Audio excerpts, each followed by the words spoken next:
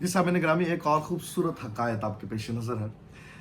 एक दरख्त के ऊपर एक चिड़िया का बसेरा था और बड़ी शौक और बड़ी चंचल सी चिड़िया थी। शरारतें करती थी, आते जाते जो बाकी जानवर थे उनको तंग करती, उन्हें छेड़ती और इसी से अपना सारा दिन गुजारती, अपना पूरा वक्त गुजारती। उसी दरख्त के नीचे से अक्सर भैंसें गुजरा करती थी और उसका काम यही होता था। पहली भैंस पे बैठती थी, उस पर चोंचे मारती, पंजे मारती, नाखून मारती। वो भैंस से तंग आके अपनी दुम घुमाती, ये उड़ जाती, हंसती, फिर आती, दूसरी भैंस पे बैठती।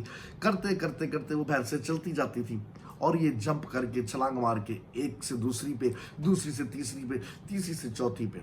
और इसका ये रोज का यही मशगला था। अब जब भी भैंसें उस दरख्त के नीचे से गुजरती थी, ये देखती थी, ये फौरन झपटती, उनको तंग करती, वो दुम हिलाती, इसको उड़ाती, ये उड़ जाती, ये हंसती, मुस्कुराती, शौक थी, चंचल थी, शरारती थी, उसकी उम्र का भी तकाजा था। वो तंग करती थी, भैंसें बड़ा परेशान रहती थी कि या तो हमारा मालिक हमारा रास्ता बदल ले, या तो ऊपर वाली ज़ात इस चिड़िया को कोई सबक सिखा दे। हम जब भी यहाँ से गुजरती हैं ये तब भी हमें तंग करती है, ये सुनती नहीं, ये बाजी नहीं आती, ये समझ ही नहीं पाती, इसकी शरारतें कब कम होंगी, कब ख़त्म होंगी। ऐसे ही एक दिन जब फिर भैंसें उसी दरख्त के नीचे से गुजर रही थी तो ये चिड़िया आई और अपने मामूल के मुताबिक पहली भैंस पे इसने छलांग लगाई, पंजे मारे, चोंच मारी, उनकी कमर, उनके बालों में से कीड़े नोचने लगी। भैंसों को गुदगुदी होती, खारिश होती, वो अपनी दुम घुमाती, ये उड़ जाती। लेकिन इसका यही मशगला था, उड़ के दूसरी भैंस, फिर तीसरी भैंस, फिर चौथी भैंस पे। अभी जो आखिरी वाली भैंस थी वो दूर से इसको ये सब काम करते हुए देख रही थी और उसने अपने दिल में इरादा किया कि आज तो हो ना हो, मैं कोशिश करके इस नन्ही चिड़िया को तो सबक सिखाऊंगी। अब जब उसकी बारी आई, वो पूरी तरह से तैयार थी कि अब ये चिड़िया मेरे ऊपर आके बैठेगी और जो इसने सबके साथ किया मेरे साथ भी करेगी। ये अपनी उसी बारीक चोंच को मेरी कमर पे भी मारेगी, अपने उसी नन्हे नन्हे नाजुक और तेज नुकीले नाखूनों को मेरी कमर पे भी घुसाएगी, मुझे भी तकलीफ देगी। लेकिन आज मैं कोशिश करके कुछ ना कुछ तो जरूर करूंगी। अभी जैसे ही वो नन्ही चिड़िया उसकी कमर पे आके बैठी, उसको चोंच मार रही थी, पंजे मार रही थी, इसी दौरान उस भैंस ने गोबर कर दिया। अभी वो गोबर किए जा रही थी और चिड़िया चीख रही थी, हंस रही थी, मुस्कुरा रही थी, चोंच मार रही थी, नाखून मार रही थी। मौका देखते ही भैंस ने अपनी दुम घुमाई और दुम घूम के जब लगी चिड़िया को, चिड़िया सीधी नीचे गोबर में आ गिरी। अभी जैसे ही वो नीचे गोबर में आ गिरी, वो गोबर से लथपथ, अभी गोबर से निकलना उसके लिए मुश्किल हो रहा था और वो बुरा भला कह रही थी कि हाय हाय, ये देखो इतनी काली मोटी भैंस जिसने देखो मेरा क्या हाल कर दिया। मैं क्या थी, मैंने क्या बिगाड़ दिया तेरा, मैं तो खेल रही थी, मेरा मकसद ये थोड़ी था कि मैं तुम्हें तकलीफ दूं, लेकिन तुमने बदले में मेरे साथ क्या किया। कोई तो मुझ पे रहम करे, कोई तो मुझे बचाए। ये मोटी भैंस ने देखो भाई मेरे पे क्या जुल्म किया, मेरे साथ क्या कर दिया। अभी ये सारा कुछ एक बाईं तरफ बैठी झाड़ियों में छुपी बिल्ली देख रही थी। बिल्ली ने मौका देखा, बिल्ली बाहर आई। बिल्ली बोली कि चिड़िया बेटी क्या हुआ, क्यों चिल्लाती हो। तो चिड़िया ने बोला कि मौसी मेरी मदद कर दीजिए, काली भैंस ने मेरे साथ अच्छा नहीं किया। देखो इतनी जोर से बच्चों को कोई इस तरह से मारता है और उसने मारा और देखो मेरा क्या हाल कर दिया, मेरे से तो चला भी नहीं जा रहा, देखो मेरे पैरों में से कितनी बदबू आ रही है, मेरी मदद कर दो, मुझे बाहर निकालो।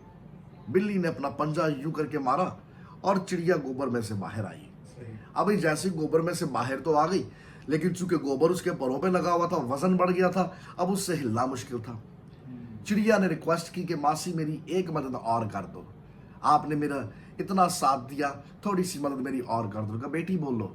उसने कहा मासी ये साथ ही छोटा सा तालाब है, इसके अंदर पानी है, किनारे तक मुझे ले जाओ, मैं थोड़ा सा नहा लूंगी, अपने आप को साफ कर लूंगी, उड़ने के काबिल हो जाऊंगी। उसने कहा बेटी ये तो मसला ही कोई नहीं।